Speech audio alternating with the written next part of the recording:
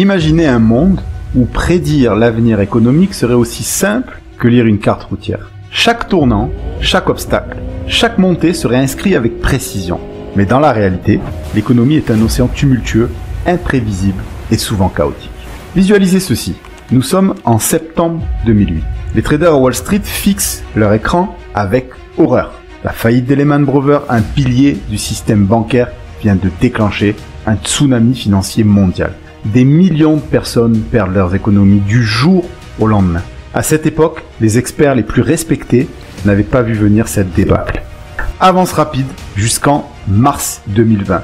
Une nouvelle inattendue frappe le monde. Une pandémie mondiale appelée Covid-19 paralyse l'économie. Coronavirus. Les marchés boursiers s'effondrent. En quelques jours, le Dow Jones subit sa pire chute depuis le crash de 1987. Une incertitude totale s'installe alors que les gouvernements improvisent des mesures pour contenir la crise sanitaire et économique. Ces deux événements montrent à quel point l'avenir économique est difficile à anticiper, même pour les plus grands spécialistes.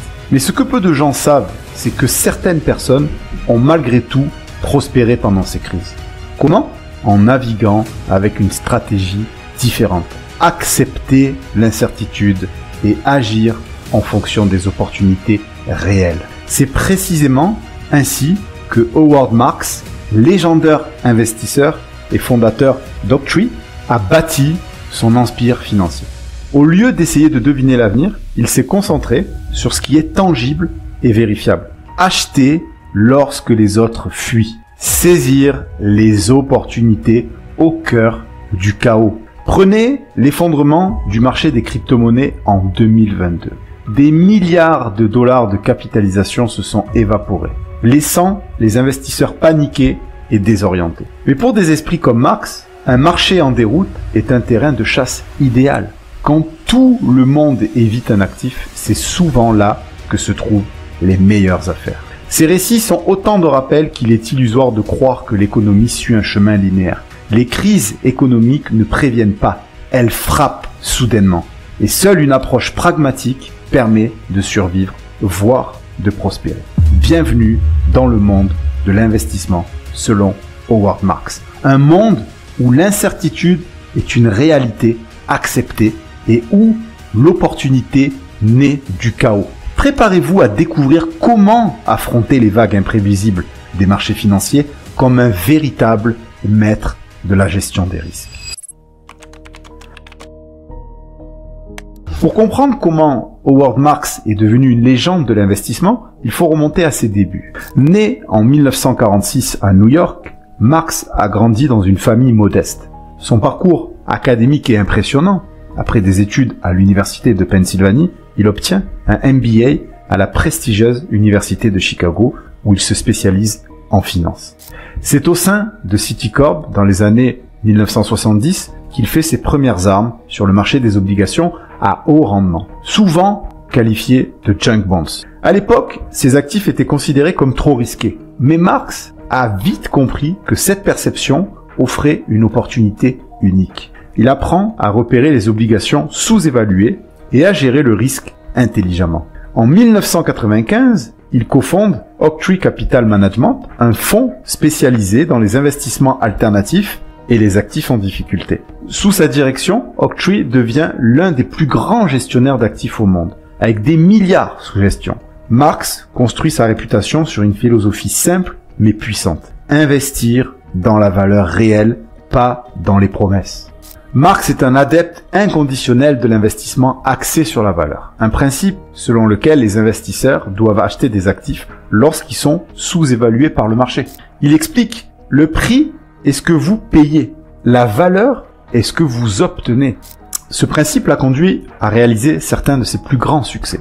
Pendant la crise financière de 2008, alors que le marché immobilier américain s'effondrait, Oaktree a acquis des milliards de dollars d'actifs immobiliers à des prix bradés. Ces investissements ont généré des rendements extraordinaires lorsque le marché s'est redressé. Marks croit fermement que la clé de l'investissement est de gérer le risque, pas de l'éviter. Son approche ne consiste pas à fuir les actifs risqués, mais à évaluer correctement le risque en fonction du prix payé. Cette philosophie l'a poussé à investir dans des entreprises délaissées, comme des sociétés en faillite ou des obligations à haut rendement. Un exemple marquant est son investissement dans General Motors après la crise de 2008. Alors que le constructeur automobile était au bord de la faillite, Marx et son équipe ont vu une opportunité. Ils ont acheté des obligations et des actions à prix cassé, récoltant des gains spectaculaires lorsque l'entreprise a été sauvée par le gouvernement américain. Un autre cas célèbre est son investissement dans des sociétés technologiques chinoises comme Alibaba et JD.com, alors que les investisseurs occidentaux fuyaient ce marché jugé trop incertain. Les écrits de Marx sont devenus des références dans le monde de la finance. Son célèbre mémo aux investisseurs est attendu comme une lettre d'oracle. Voici quelques-unes de ses citations les plus inspirantes. Le plus grand risque est de ne pas voir le risque. Vous ne pouvez pas contrôler l'avenir, mais vous pouvez contrôler votre préparation. L'investissement intelligent, c'est comme être un parieur professionnel. Il ne s'agit pas d'être chanceux, mais de parier quand les chances sont en votre faveur. En combinant prudence, analyse rigoureuse et audace, Howard Marks a prouvé qu'il est possible de prospérer dans l'incertitude. Sa carrière exemplaire est un rappel que voir au-delà du bruit du marché est la clé du succès à long terme. L'erreur de prédire l'imprévisible. Marx souligne que ceux qui tentent de prédire l'avenir économique finissent souvent par perdre. L'histoire des marchés financiers est truffée d'exemples d'experts ayant échoué à anticiper les grandes crises, prouvant que même les meilleurs analystes ne peuvent pas lire l'avenir. Prenons par exemple la bulle Internet des années 2000. À cette époque, la technologie était perçue comme le nouvel Eldorado économique. Des startups technologiques comme Pets.com, Webvan ou encore eToys.com attiraient des milliards de dollars d'investissement. Malgré des modèles économiques souvent non viables, les analystes prévoyaient une croissance infinie et les médias économiques alimentaient cette euphorie. Mais en 2001, la réalité a frappé. Le Nasdaq, principal indice technologique, s'est effondré, perdant près de 80% de sa valeur en 2 ans. Des entreprises autrefois prometteuses ont disparu du jour au lendemain, laissant derrière elles des investisseurs ruinés. Ceux qui avaient misé sur des prédictions optimistes ont payé le prix fort. Un autre exemple marquant est l'effondrement d'Enron, également en 2001. L'entreprise était considérée comme l'une des sociétés les plus innovantes et les plus prospères de son époque. Salué par les experts, Enron était censé révolutionner le secteur de l'énergie grâce à des innovations technologiques et financières. Mais derrière cette façade se cachait une fraude comptable massive. Lorsque l'escroquerie a été révélée, Enron a fait faillite, effaçant des milliards de dollars d'épargne et ruinant des milliers d'employés et d'actionnaires. Ces événements illustrent une réalité incontournable.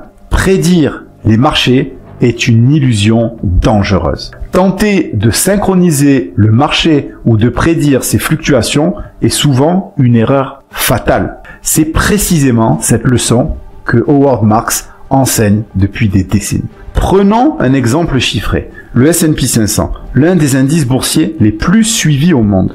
Une étude a montré que si vous aviez investi 10 000 $ dans le S&P 500 en janvier 2003 et maintenu cet investissement jusqu'en décembre 2022, votre portefeuille aurait atteint environ 64 844 $.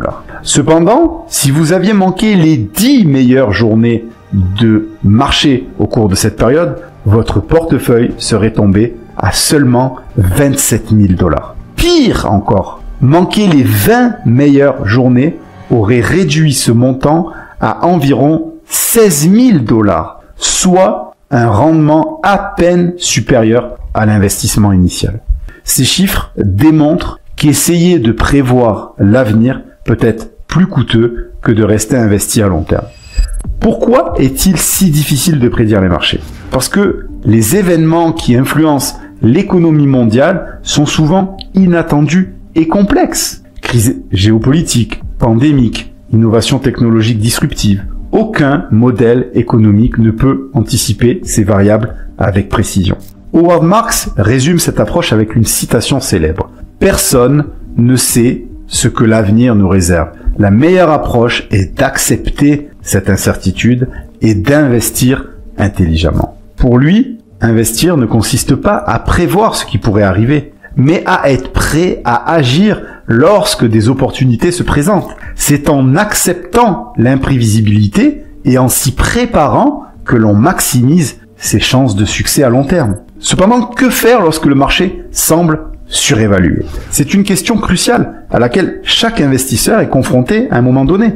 La tentation de vendre tout son portefeuille pour éviter une correction imminente peut être forte, mais Howard Marks adopte une approche plus nuancée. Il recommande de rester investi tout en ajustant sa stratégie. L'histoire regorge d'exemples de bulles spéculatives ayant conduit à des effondrements massifs. La bulle immobilière de 2008 en est un parfait exemple. Avant la crise, les prix des biens immobiliers aux États-Unis ont grimpé de façon démesurée, alimentés par des prêts hypothécaires risqués et une spéculation effrénée. Lorsque cette bulle a éclaté, elle a provoqué la pire crise financière mondiale depuis la Grande Dépression.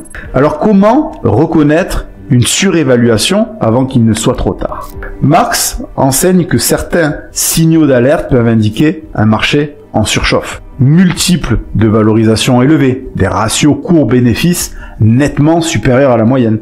Optimisme généralisé, une euphorie collective où tout le monde semble croire que les prix continueront à grimper indéfiniment. Expansion excessive du crédit, une augmentation déraisonnable de l'endettement dans le secteur concerné. Face à un marché surévalué, la meilleure approche est d'adopter une posture plus défensive. Cela ne signifie pas de tout vendre, mais de réajuster son portefeuille pour limiter les risques. En des obligations de qualité, des obligations d'État ou de grandes entreprises solides offrent une certaine stabilité lorsque les marchés actions sont volatiles. Les valeurs refuges, l'or, les métaux précieux ou même les devises fortes comme le dollar américain peuvent protéger contre les corrections brutales. Les secteurs anticycliques, les entreprises de biens de consommation essentiels, comme l'alimentation ou la santé, sont souvent moins affectées par les cycles économiques. Et la réserve de liquidité. Marx souligne l'importance de conserver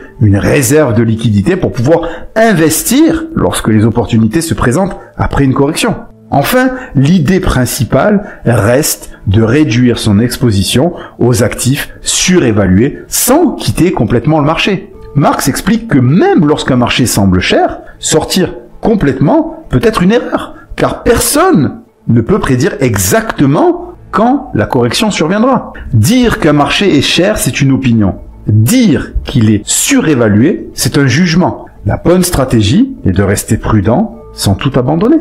Marx applique également cette philosophie en Chine, un marché souvent perçu comme trop risqué ou même ininvestissable par de nombreux analystes occidentaux. Pourtant, pour lui, ce sentiment de rejet collectif crée précisément les meilleures opportunités. Là où d'autres voient l'incertitude, il voit des actifs sous-évalués. Aujourd'hui, l'économie chinoise traverse une période délicate. Le secteur immobilier, autrefois moteur de la croissance du pays, est en crise. Des géants comme Evergrande sont confrontés à d'énormes dettes et à des projets immobiliers inachevés, provoquant un ralentissement économique. À cela s'ajoutent des tensions commerciales persistantes avec les États-Unis, marquées par des sanctions et des restrictions technologiques. Malgré ces défis, la Chine reste la deuxième plus grande économie mondiale et un marché clé pour de nombreux investisseurs avisés.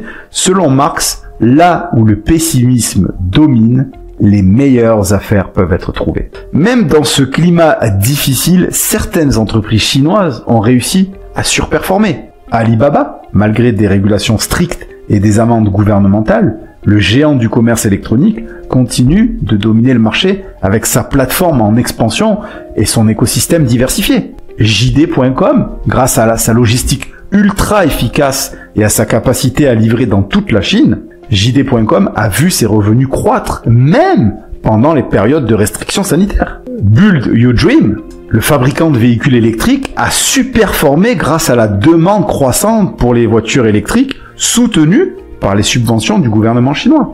À l'avenir, la reprise de l'économie chinoise dépendra principalement de sa capacité à stabiliser le secteur immobilier et à renforcer sa consommation intérieure. Les récents efforts de relance du gouvernement, combinés à des investissements massifs dans les infrastructures et la technologie, pourraient relancer la croissance. Cependant, Marx met en garde. Il ne s'agit pas d'investir aveuglément. Selon lui, le marché chinois n'est pas pour tout le monde, mais pour ceux qui savent où chercher. Son approche consiste à investir dans des entreprises solides ayant des bilans robustes et des avantages concurrentiels durables. En fin de compte, les opportunités en Chine existent pour les investisseurs patients et bien informés. Marx rappelle que l'investissement est un jeu de long terme et que l'incertitude actuelle pourrait bien devenir le point d'entrée idéal pour les prochaines décennies. Lorsque tout le monde fuit un marché, c'est souvent là que les meilleures opportunités se cachent. Selon Marx, les marchés évoluent selon des cycles. Période d'euphorie suivie de périodes de panique. Des oscillations sont aussi vieilles que les marchés financiers eux-mêmes. Comprendre ces cycles est essentiel pour tout investisseur cherchant à prospérer sur le long terme. L'histoire regorge d'exemples frappants de cycles économiques. La Grande Dépression des années 1930 reste l'un des épisodes les plus marquants. Après une décennie de prospérité alimentée par la spéculation boursière, l'effondrement de Wall Street en 1929 a déclenché une crise mondiale qui a duré plus d'une décennie. Autre exemple, le crash boursier de 1987, connu sous le nom de lundi noir. En une seule journée, le Dow Jones a perdu près de 22% de sa valeur. Bien que les causes exactes soient encore débattues, cet événement illustre à quel point les marchés peuvent basculer brutalement après une période d'exubérance. Cet événement rappelle que les marchés montent par escalier, mais descendent par l'ascenseur, selon un adage bien connu de Wall Street. Alors comment anticiper les cycles? Bien que prédire précisément les cycles soit impossible, certains indicateurs économiques peuvent offrir des indices. Croissance du PIB. Un PIB en forte expansion peut signaler un marché en phase de croissance, mais aussi un risque de surchauffe. Taux d'intérêt. Des hausses de taux d'intérêt peuvent indiquer un resserrement monétaire, souvent suivi d'un ralentissement économique. Inflation. Une inflation élevée peut éroder le pouvoir d'achat et peser sur les bénéfices des entreprises. Et enfin, le sentiment du marché. Les sondages sur la confiance des consommateurs et les indices de sentiment des investisseurs peuvent signaler des pics d'optimisme ou des creux de pessimisme. Marx recommande de calibrer son comportement en fonction de la position actuelle du marché dans le cycle. Voici quelques stratégies. Acheter bas, vendre haut. Investissez lorsque la peur domine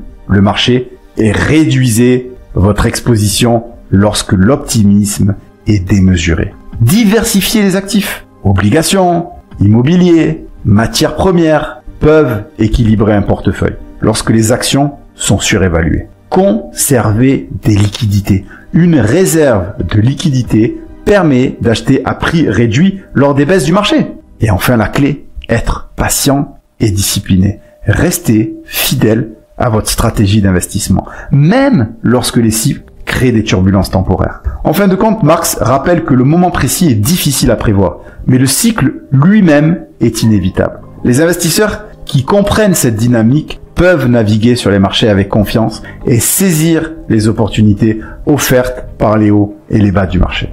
Les cycles de marché sont inévitables, mais ceux qui s'y préparent peuvent en tirer parti. Contrairement à certains investisseurs qui modifient leur stratégie à chaque élection ou annonce de politique économique, Howard Marks reste imperturbable. Pour lui, les marchés sont influencés par une multitude de facteurs complexes, rendant toute tentative de prédiction à court terme illusoire. Les banques centrales et les gouvernements jouent un rôle majeur dans l'évolution des marchés financiers. La politique monétaire menée par les banques centrales, comme la Réserve fédérale américaine, contrôle l'offre de monnaie et les taux d'intérêt. Des hausses de taux visent à freiner l'inflation, mais peuvent ralentir la croissance économique, entraînant souvent une correction boursière. À l'inverse, des baisses de taux favorisent les emprunts et stimulent les marchés. Par exemple, pendant la crise du Covid-19 en 2020, la Fed a abaissé ses taux à près de 0% et injecté des milliards de dollars dans l'économie à travers des programmes de rachat d'actifs. Cette intervention massive a soutenu les marchés financiers, provoquant un rebond spectaculaire après la chute initiale. La politique fiscale, elle concerne les dépenses publiques et les impôts. Un programme de relance budgétaire comme celui lancé par les États-Unis en 2021 peut doper la croissance économique et les marchés boursiers à court terme, mais accroître la dette publique à long terme. Les élections présidentielles américaines sont un exemple clé d'événements politiques ayant un impact direct sur les marchés. Les investisseurs surveillent de près les résultats car les politiques économiques des candidats peuvent influencer la fiscalité, la réglementation et le commerce international. Par exemple, l'élection de Donald Trump en 2016 a suscité une montée en flèche des marchés en raison de ses promesses de réduction d'impôts et de dérégulation. En revanche, son mandat a également été marqué par des tensions commerciales avec la Chine, créant de l'incertitude et de la volatilité sur les marchés mondiaux. Les conflits économiques actuels, comme la guerre commerciale entre les États-Unis et la Chine, continuent de remodeler les chaînes d'approvisionnement mondiales. Des entreprises comme Apple ou Tesla ont dû adapter leur stratégie pour limiter leur dépendance aux fournisseurs chinois. Plus récemment, le conflit russo-ukrainien a bouleversé les marchés de l'énergie et des matières premières. Les sanctions économiques imposées à la Russie ont provoqué une flambée des prix du gaz et du pétrole, affectant l'inflation mondiale. Pour Marx, la leçon est claire. Les événements géopolitiques sont impossibles à prévoir. Il recommande donc de se concentrer sur ce qui est contrôlable, comme la sélection d'entreprises solides ayant des bilans robustes et des avantages concurrentiels durables. Les marchés sont façonnés par des forces imprévisibles. Seule une stratégie d'investissement disciplinée permet de naviguer dans cet océan d'incertitude. L'investissement, selon Howard Marks, repose sur une leçon simple mais puissante. Accepter l'incertitude et s'y préparer avec rigueur et persévérance. Il ne s'agit pas de prédire l'avenir, mais de comprendre que les opportunités naissent souvent dans le chaos. C'est dans ces moments de doute, lorsque les autres abandonnent, que les investisseurs disciplinés construisent leur succès. Marx nous rappelle que le parcours d'un investisseur est une course de fond, pas un sprint. La patience, l'analyse et la capacité à ignorer le bruit des marchés sont des qualités indispensables. Les cycles économiques sont inévitables, mais les investisseurs qui s'y préparent peuvent transformer les crises en opportunités uniques. Si vous souhaitez réussir dans l'univers de l'investissement, commencez dès aujourd'hui. Éduquez-vous, diversifiez votre portefeuille et gardez un œil sur la valeur réelle des actifs, pas seulement sur leur prix. Soyez prêts à agir quand d'autres hésitent et surtout, ne laissez pas la peur guider vos décisions. L'histoire montre que ceux qui adoptent une perspective à long terme, comme Howard Marks, sont ceux qui finissent par prospérer. Que vous soyez débutant ou expérimenté, la clé est d'apprendre constamment et de rester humble face au marché. Investir, c'est comme naviguer en haute mer. Vous ne pouvez pas contrôler le vent, mais vous pouvez ajuster vos voiles. Les tempêtes économiques finiront toujours par passer, laissant place à des eaux plus calmes pour ceux qui ont su tenir le cap. Il n'existe pas de certitude en investissement, seulement des probabilités. Préparez-vous au pire, espérez le meilleur et profitez des opportunités qui se présentent entre les deux. Alors êtes-vous prêt à affronter les vagues des marchés financiers comme un véritable capitaine ? Le voyage peut être difficile, mais pour ceux qui sont prêts, la destination en vaut toujours la peine.